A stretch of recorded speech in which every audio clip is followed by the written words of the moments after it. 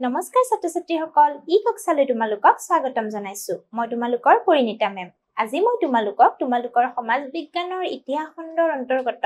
4 number পাঠটি নব্য ধৰ্মীয় ভাৱধাৰাৰ উত্থান এই পাঠটি 3 নম্বৰ অংশটো তোমালোকৰ লগত আলোচনা কৰিম এতিয়া চাও আহাচোন এতিয়া চোৱা আজি আমি কি শিকিম আজি আমি শিকিম নব্য ভক্তিবাদ আৰু নব্য ধৰ্মীয় আন্দোলনৰ প্ৰচাৰকসকলৰ বিষয়ে অৰ্থাৎ নব্য ভক্তিবাদনো কি আছিল আৰু তেওঁলোকৰ প্ৰচাৰ যিনে কৰিছিল প্ৰচাৰকসকল সেই প্ৰচাৰকসকলৰ বিষয়ে শিকিম লগতে আমি শিকিম উত্তৰ ভাৰতত নব্য ভক্তিবাদৰ প্ৰসাৰৰ বিষয়ে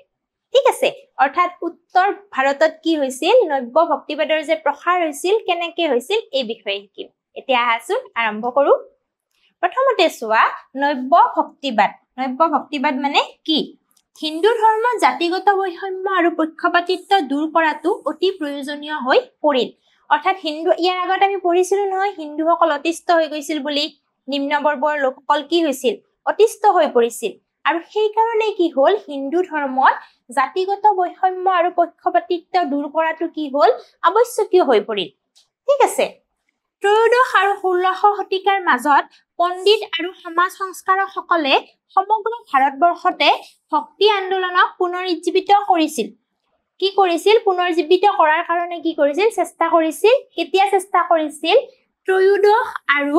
16শ শতিকাৰ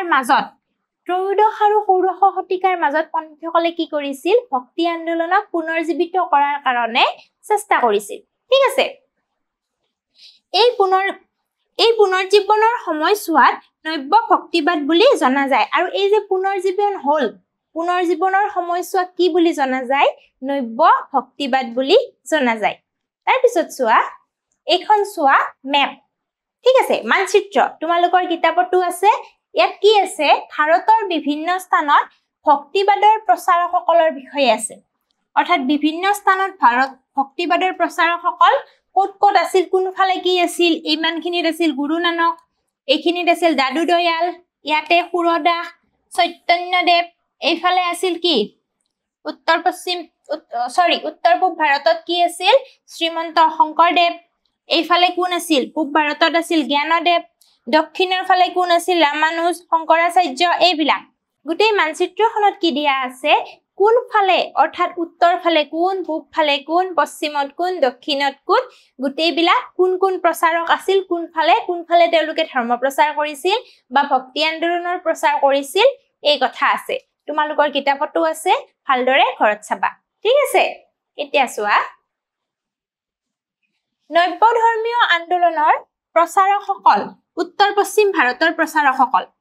ঠিক আছে ত্ৰয়োদশ শতিকাত জ্ঞানদেৱৰ নেতৃত্বত উত্তৰ পশ্চিম ভাৰতত মহাৰাষ্ট্ৰত এক নতুন ভক্তি প্ৰৱণতা আহিছিল অৰ্থাৎ জ্ঞানেশ্বৰ বা জ্ঞানদেৱৰ অধীনত কি আহিছিল এটা নতুন ভক্তি প্ৰৱণতা আহিছিল ক'ত আহিছিল উত্তৰ পশ্চিম ভাৰতত ঠিক আছে গীতৰ জৰিয়তে তেওঁ জাতি আৰু ধন সম্পত্তিৰ বৈষম্যক নাকচ কৰি সমতা বন্ধুত্ব আৰু সৰলতাক প্ৰসাৰিত কৰিছিল আৰু গীতৰ জৰিয়তে তেওঁ কি কৰিছিল ধৰ্ম প্ৰচাৰ কৰিছিল আৰু তেওঁ জাতি ধৰ্ম আদি নিৰ্বিশেষে ধৰ্ম প্ৰচাৰ কৰিছিল বন্ধুত্ব স্থাপন কৰিছিল আৰু সমতা স্থাপন কৰিছিল সকলোৰে মাজত তাৰ পিছত চোৱা জ্ঞানদেৱে শিকাইছিল যে ঈশ্বৰ সকলোৰে ভিতৰত থাকে আৰু জ্ঞানদেৱে কি শিকাইছিল যে ঈশ্বৰ সকলোৰে ভিতৰত থাকে আমি ঈশ্বৰক কি পাওঁ সকলো মানুহৰ ভিতৰতেই পাওঁ ঠিক আছে নামদেৱ একনাথ তুকাৰাম ৰামদাসৰ দৰে তেওঁৰ শিষ্যসকলে তেওঁৰ শিক্ষা সমগ্ৰ উত্তৰ পশ্চিম ভাৰতত প্ৰচাৰ কৰিছিল আৰু এওঁৰ শিষ্যসকলে কি কৰিছিল তেওঁৰ শিক্ষাবোৰ উত্তৰ পশ্চিম ভাৰতত প্ৰকাশ কৰিছিল আৰু তেওঁৰ শিষ্যসকল কোন আছিল এইবিলাক চোৱা নামদেৱ একনাথ তুকাৰাম ৰামদাস আদি তেওঁৰ শিষ্যসকলে কি কৰিছিল তেওঁৰ শিক্ষাবোৰ উত্তৰ পশ্চিম ভাৰতত প্ৰচাৰ কৰিছিল বা প্ৰসাৰ কৰিছিল ঠিক আছে প্ৰায় একে সময়তে ৰবি দাস দায়ু দয়াল আৰু মীৰাবাইৰ নেতৃত্বত গুজৰাট আৰু ৰাজস্থানত নব্য ভক্তিবাদে প্ৰসাৰতা লাভ কৰিছিল আৰু প্ৰায় একে সময়তে কি হৈছিল গুজৰাট আৰু ৰাজস্থানতো ভক্তিবাদে প্ৰসাৰতা লাভ কৰিছিল আৰু কাৰ নেতৃত্বত কৰিছিল ৰবি দাস দায়ু দয়াল আৰু মীৰাবাই থাকিব মনত এয়া চোৱা ৰবি দাস দায়ু দয়াল আৰু মীৰাবাইৰ নেতৃত্বত গুজৰাট আৰু ৰাজস্থানতো কি হৈছিল ভক্তিবাদে প্ৰসাৰতা লাভ কৰিছিল তাৰ পিছত চোৱা এয়া চোৱা ৰবি দাস এয়া দায়ু দয়াল আৰু এয়া হৈছে মীৰাবাই ঠিক আছে তাৰ পিছত চোৱা মীৰাবাই ভজনৰ জৰিয়তে ভগৱান শ্ৰীকৃষ্ণৰ প্ৰতি ভক্তি প্ৰকাশ কৰিছিল আৰু যাৰ ফলত বহুতকে আন্দোলনৰ প্ৰতি আকৰ্ষিত হৈছিল অৰ্থাৎ মীৰাবাই কি কৰিছিল ভজন কৰিছিল ভজন গাইছিল আৰু সেই ভজনৰ ফলত কি হৈছিল বহুত লোক ভক্তিৰ প্ৰতি আকৰ্ষিত হৈছিল ঠিক আছে মেয়ৰৰ ৰাজকুমাৰৰ লগত বিবাহ পাশত আবদ্ধ হলেও কৃষ্ণ প্ৰেমৰ বাবে তেওঁ লৌকিক সুখ ত্যাগ কৰিছিল অৰ্থাৎ তেওঁ ইমানে ভক্তিত নিমজ্জিত হৈছিল কৃষ্ণ ভক্তিত নিমজ্জিত হৈছিল যে মেয়ৰৰ ৰাণাৰ লগত বিয়া হৈও তেওঁ কি কৰিছিল সকলো সুখ ত্যাগ কৰিছিল অৰ্থাৎ বিষয় বাসনাৰ পৰা তেওঁ ওলাই আহিছিল লৌকিক সুখ ত্যাগ কৰিছিল আৰু তেওঁ কি কৰিছিল কৃষ্ণৰ ধৰ্মত নিজকে নিমজ্জিত কৰিছিল ঠিক আছে এতিয়া চোৱা উত্তৰ ভাৰতত নব্য ভক্তিবাদৰ প্ৰসাৰ অৰ্থাৎ আমি পালো উত্তৰ পশ্চিমত পালো এতিয়া উত্তৰ ভাৰতত চাম আমি ঠিক আছে উত্তৰ ভাৰতত বিশেষকৈ হিন্দী ভাষী অঞ্চলত ৰামানন্দই ভক্তি আন্দোলনৰ নেতৃত্ব দিছিল উত্তৰ ভাৰতত কোনে দিছিল ৰামানন্দই দিছিল আৰু হিন্দী ভাষী অঞ্চলত দিছিল নেতৃত্ব ভক্তি আন্দোলনৰ নেতৃত্ব উত্তৰ ভাৰতত ৰামানন্দই দিছিল আৰু হিন্দী ভাষী অঞ্চলত দিছিল এজন পণ্ডিত আৰু সমাজ সংস্কাৰক বিষ্ণুৰ অৱতাৰ ৰামৰ ভক্তি অনুগামী আছিল আৰু এওঁ কি আছিল ৰামৰ ভক্তিৰ অনুগামী আছিল ঠিক আছে ৰামানন্দই সকলো বৰ্ণৰ লোকক আদৰণি জনাই হিন্দী ভক্তিমূলক কবিতা ৰচনা কৰি নিজৰ বিশ্বাস প্ৰচাৰ কৰিছিল আৰু এওঁ কি কৰিছিল সকলো বৰ্ণৰ লোককে আদৰণি জনাই হিন্দী ভাষাত কি কৰিছিল কবিতা ৰচনা কৰিছিল আৰু হিন্দী ভাষাৰ কবিতাৰ দ্বাৰা তেওঁ কি কৰিছিল নিজৰ বিশ্বাস প্ৰচাৰ কৰিছিল ঠিক আছে তাৰ পিছত চোৱা ৰামানন্দৰ প্ৰিয় শিষ্য কবিৰ আছিল 15 শতিকাৰ নব্য ভক্তি আন্দোলনৰ অন্যতম গুৰি ধৰোতা ৰামানন্দৰ পিছত কোন আহিল কবিৰ আহিল প্ৰথমতে কোন আছিল ৰামানন্দ ঠিক আছে ৰামানন্দৰ শিষ্য কোন কবিৰ আৰু কবিৰে কি কৰিছিল 15 শতিকাত নব্য ভক্তি আন্দোলনৰ গুৰি ধৰিছিল থাকিব মনত তাৰ পিছত চোৱা তেখেতে ইছলাম ধৰ্মাৱলম্বী তাঁতী পৰিয়াল এটাত ডাঙৰ দীঘল হৈছিল যদিও গুৰু ৰামানন্দৰ প্ৰভাৱত হিন্দু আৰু ইছলাম দুয়োটা ধৰ্মৰ প্ৰভাৱৰ পৰা মুক্ত হৈ নিৰপেক্ষভাৱে ভক্তিবাদৰ প্ৰচাৰ কৰিছিল আৰু এই কবিৰ কি হৈছিল এটা মুছলমান তাঁতী পৰিয়ালত জন্মগ্ৰহণ কৰিছিল ঠিক আছে কিন্তু তেওঁ মুছলমান তাঁতী পৰিয়ালত জন্মগ্ৰহণ কৰিলেও তেওঁ কি কৰিছিল গুৰু ৰামানন্দৰ প্ৰভাৱত পৰি হিন্দু আৰু মুছলমান দুয়োটা সম্প্ৰদায়ৰ পৰা নিৰপেক্ষভাৱে আগবাঢ়ি আহিছিল আৰু ধৰ্ম প্ৰচাৰ কৰিছিল অৰ্থাৎ তেওঁ হিন্দু ধৰ্মৰ হৈও ধৰ্ম প্ৰচাৰ কৰা নাছিল আৰু ইছলাম ধৰ্মৰ হৈও কৰা নাছিল তেওঁ কি আছিল নিৰপেক্ষ আছিল ঠিক আছে আৰু নিৰপেক্ষ হৈ তেওঁ কি কৰিছিল ভক্তিবাদৰ প্ৰচাৰ কৰিছিল অৰ্থাৎ তেওঁ ভক্তিবাদত বিশ্বাস আছিল তাৰ পিছত চোৱা তেওঁ ৰচনা কৰা ভক্তি মাৰ্গৰ কবিতাসমূহক দোহা বুলি কোৱা হয় আৰু দোহাবোৰত কবিৰে হিন্দু আৰু ইছলাম দুয়োটা ধৰ্মৰ কঠোৰ নীতিসমূহৰ ওপৰত প্ৰশ্ন কৰিছিল আৰু কবিৰে কি কৰিছিল কবিতা ৰচনা কৰিছিল আৰু এই কবিতাসমূহক কি বুলি জনা যায় দোহা বুলি দোহা মনত ৰাখিবা দেই তেওঁৰ ভক্তি মাৰ্গৰ কবিতাসমূহ হ'ল দোহা কবিৰৰ ভক্তি মাৰ্গৰ কবিতাসমূহক কি বুলি জানো আমি দোহা বুলি জানো ঠিক আছে আৰু এই দোহাসমূহত কি কৰিছিল হিন্দু আৰু ইছলাম ধৰ্মৰ কঠোৰ নিয়মবোৰ সেই নিয়মবোৰৰ ওপৰত কি কৰিছিল তেওঁ প্ৰশ্ন কৰিছিল ঠিক আছে তাৰ পিছত চোৱা 16 শতিকাত সুৰদাস আৰু তুলসীদাসে নৱভক্তি আন্দোলনৰ উল্লেখযোগ্য প্ৰচাৰক আছিল আৰু সুৰদাস আৰু তুলসীদাস কি আছিল 16 শতিকাৰ নব্য ভক্তি আন্দোলনৰ প্ৰচাৰক আছিল 15 শতিকা কাক পালো কবিৰক পালো হয়নে নাই কবিৰৰ পিছত কোন আহিব সুৰদাস আৰু তুলসীদাস সুৰদাসৰ কবিতাই কৃষ্ণৰ ভক্তি প্ৰসাৰিত কৰিছিল অৰ্থাৎ সুৰদাসৰ কবিতাই কি কৰিছিল কৃষ্ণৰ প্ৰতি ভক্তি প্ৰসাৰিত কৰিছিল অৰ্থাৎ কৃষ্ণক লৈ ভক্তি প্ৰদৰ্শন কৰি তেওঁ কি কৰিছিল কবিতা ৰচনা কৰিছিল তাৰ পিছত তুলসীদাসে স্থানীয় ভাষাত ৰামচৰিতমানস ৰচনা কৰি ভগৱান ৰামৰ মহিমা প্ৰচাৰ কৰিছিল তাৰ পিছত তুলসীদাসে কি কৰিলে ৰামচৰিতমানস ৰচনা কৰিলে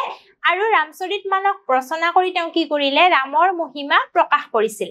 ঠিক আছে সুৰদাসে কি কৰিছিল কৃষ্ণ ভক্তি আৰু তুলসীদাসে কি কৰিছিল ৰাম ভক্তি মনত থাকিব আৰু তুলসীদাসৰ কিতাপখনৰ নাম কি ৰামচৰিতমানস তাৰ পিছত চোৱা 15-16 শতিকাত গুৰু নানকৰ দ্বাৰা প্ৰতিষ্ঠা কৰা শিখ ধৰ্মই ভক্তি আন্দোলনৰ এক গুৰুত্বপূৰ্ণ অংশ হিচাপে চিহ্নিত কৰিছিল আৰু তাৰ পিছত কি হ'ল 15-16 শতিকাত কি হ'ল 15-16 শতিকাত গুৰু নানকৰ দ্বাৰা প্ৰতিষ্ঠা কৰা শিখ ধৰ্ম গুৰু নানকে কি কৰিলে শিখ ধৰ্ম প্ৰতিষ্ঠা কৰিছিল ঠিক আছে এইটো চোৱা শিখ ধৰ্মই কি কৰিছিল ভক্তি আন্দোলনত এক গুৰুত্বপূৰ্ণ অংশ হিচাপে চিহ্নিত হ'ল ঠিক আছে শিখ ধৰ্মও কি হ'ল ভক্তি আন্দোলনৰ ভিতৰুৱা হৈ পৰিল কবিৰৰ দ্বাৰা প্ৰভাৱিত হৈ নানকে মূৰ্তি পূজা আৰু জাতি বৈষম্য প্ৰত্যাখ্যান কৰি নিৰাকাৰ ঈশ্বৰক পূজা কৰিছিল আৰু গুৰু নানকে কি কৰিছিল কবিৰৰ দ্বাৰা প্ৰভাৱিত হৈছিল আৰু তেওঁ কি কৰিছিল নিৰাকাৰ ঈশ্বৰকে পূজা কৰিছিল তেওঁ মূৰ্তি পূজা বিশ্বাস কৰা নাছিল তেওঁ নিৰাকাৰ ঈশ্বৰকে পূজা দিছিল তাৰ পিছত চোৱা প্ৰেম আৰু সেৱাৰ ওপৰত কেন্দ্ৰিত শিখ ধৰ্ম পৰৱৰ্তী সময়ত বিভিন্ন গুৰুৰ অধীনত যুঁজাৰু জাতি হিচাপে গঢ় লৈ উঠে প্ৰথমতে কি আছিল প্ৰেম আছিল ঠিক আছে শিখ ধৰ্মৰ প্ৰথমতে কি আছিল প্ৰেম আৰু সেৱাৰ ওপৰতহে আধাৰিত আছিল কিন্তু পিছত কি হ'ল বিভিন্ন গুৰুৰ অধীনত গৈ পিছলৈ যুঁজাৰিত সম্প্ৰদায় হিচাপে বা যুঁজাৰু জাতি সম্প্ৰদায় হিচাপে প্ৰতিষ্ঠিত হৈ গ'ল গুৰু নানকৰ ধৰ্মীয় বাণীসমূহ গুৰু গ্ৰন্থ সাহিবত সন্নিৱিষ্ট কৰা হৈছে এয়া ফটোখন দেখিছা এয়া হ'ল গুৰু নানক আৰু তেওঁৰ বাণীসমূহ ক'ত প্ৰকাশিত হৈছে গুৰু গ্ৰন্থ সাহিব ঠিক আছে গুৰু নানকৰ বাণীসমূহ গুৰু গ্ৰন্থ সাহিবত পিছলৈ সংৰক্ষিত হৈ গৈছে পিছলৈ কি হৈছে গুৰু গ্ৰন্থ সাহিবত গুৰু নানকৰ বাণীসমূহ সন্নিৱিষ্ট কৰা হৈছে তাৰ পিছত চোৱা জানি থওঁ আহাত কি আছে চোৱা কবিৰৰ দোহাসমূহ হিন্দী সাহিত্যৰ অমূল্য সম্পদ এই দোহাসমূহৰ কিছু অংশ শিখ ধৰ্মৰ গ্ৰন্থ গুৰু গ্ৰন্থ সাহিবত সামিল কৰা হৈছে ঠিক আছে কবিৰৰ যে দোহাসমূহ আছে এইবোৰ কি হিন্দী সাহিত্যৰ উল্লেখযোগ্য আৰু এইবোৰ কি হৈছে কবাত গুৰু গ্ৰন্থ সাহিবত মানে কিছুমান দোহা গুৰু গ্ৰন্থ সাহিবতো সামিল কৰা হৈছে কবিৰ পৰম বৈষ্ণৱ বুলি শংকৰদেৱে মাধৱদেৱক কোৱা কথা গুৰুচৰিত পুথিত উল্লেখ আছে আৰু কবিক পৰম বৈষ্ণৱ বুলি কোনে কৈছে শংকৰদেৱে কৈছে শংকৰদেৱে মাধৱদেৱৰ আগত কৈছে যে কবিৰ পৰম বৈষ্ণৱ আৰু এই কথা ক'ত আছে গুৰুচৰিতত আছে থাকিব মনত এতিয়া চাওঁ আহা মূল্যায়নৰ ফালে প্ৰথম প্ৰশ্নটো চোৱা মীৰাবাই কাৰ ভক্তিত নিমজ্জিত হৈ বৈষয়িক সুখ আৰু আনন্দ ত্যাগ কৰিছিল কাৰ ভক্তিত কৃষ্ণ ভক্তিত হয়নে নাই মীৰাবাইয়ে কৃষ্ণ ভক্তিত নিমজ্জিত হৈছিল কৃষ্ণ ভক্তিত নিমজ্জিত হৈ কি কৰিছিল বৈষয়িক সুখ আৰু আনন্দ ত্যাগ কৰিছিল থাকিব মনত তাৰ পিছত চোৱা গুৰু নানকৰ ধৰ্মীয় বাণীসমূহ দেশত সন্নিৱিষ্ট কৰা হৈছে ক'ত সন্নিৱিষ্ট কৰা হৈছে গুৰু গ্ৰন্থ সাহিবত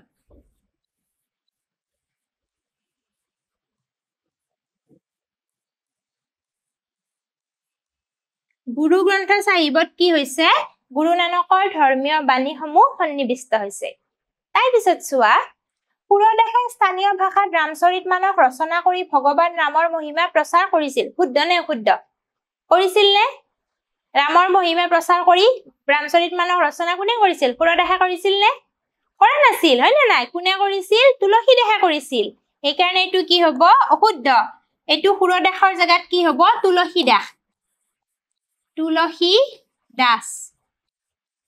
তুলসীদাসেহে কি কৰিছিল ৰামৰ মহিমা প্ৰকাশ কৰি ৰামচৰিতমানস ৰচনা কৰিছিল ঠিক আছে সুৰদাসে কি কৰিছিল কৃষ্ণ ভক্তিহে প্ৰদৰ্শন কৰিছিল সেইকাৰণে এইটো উত্তৰ কি হ'ব অশুদ্ধ হ'ব বুজি পাইছা নিশ্চয় আজিলৈ ইমানতে এৰিছো পৰৱৰ্তী শ্ৰেণীত পৰৱৰ্তী অংশৰ সৈতে আকৌ লগ পাম ধন্যবাদ